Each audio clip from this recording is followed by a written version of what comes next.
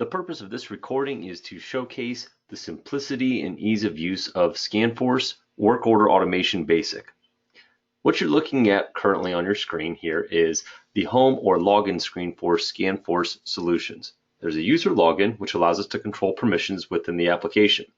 I'm going to simply log in by tapping accept, and I have a main menu here that displays.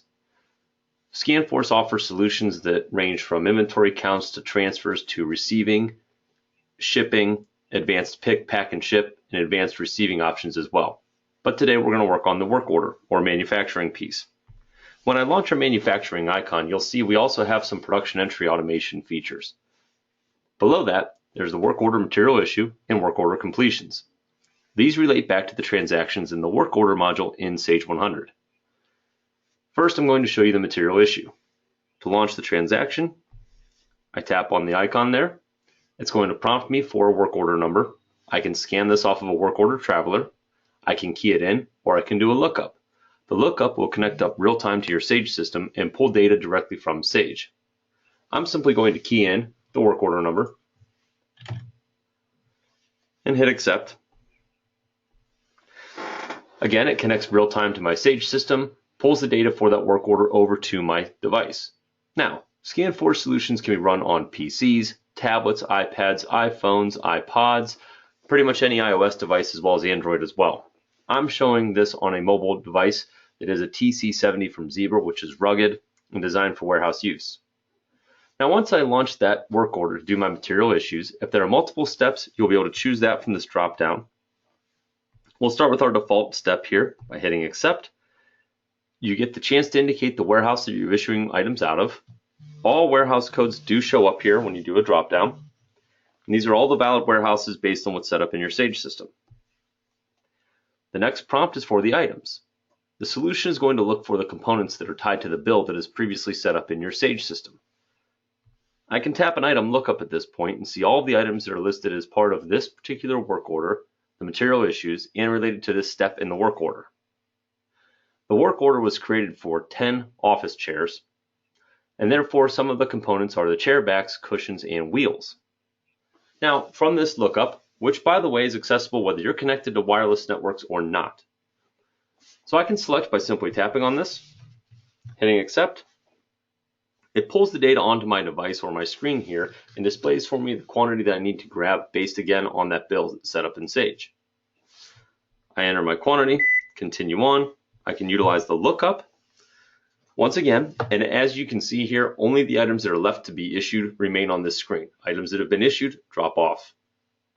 So we'll select the chair cushions. Again, because I'm making 10 chairs, it's going to now ask me for 10 of them.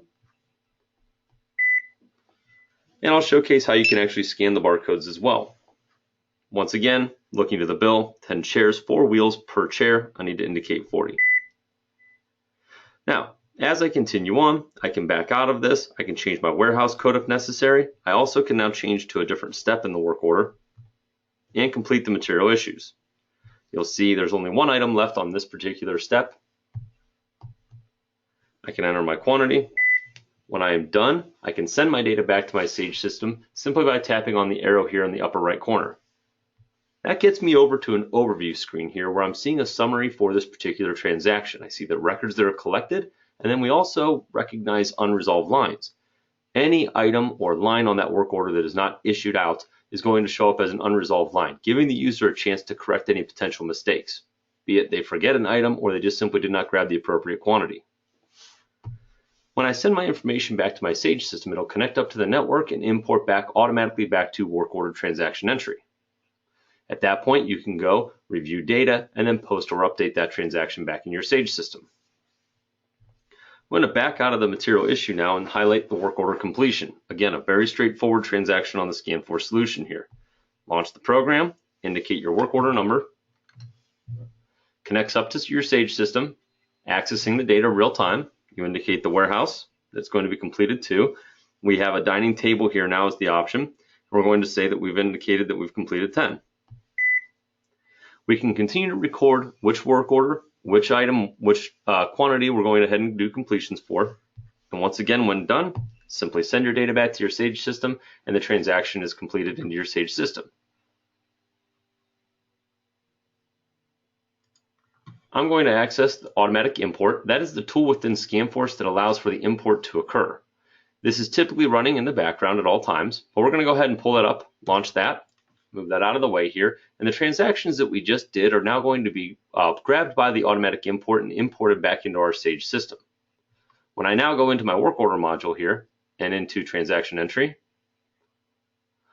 you'll see with batch processing turned on, it'll import into the last ScanForce batch not marked private. If batch processing is not enabled, then it will simply create the transaction for you.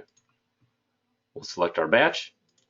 Now we pull this up, you'll see the two transactions we just did, the material issue and the completion.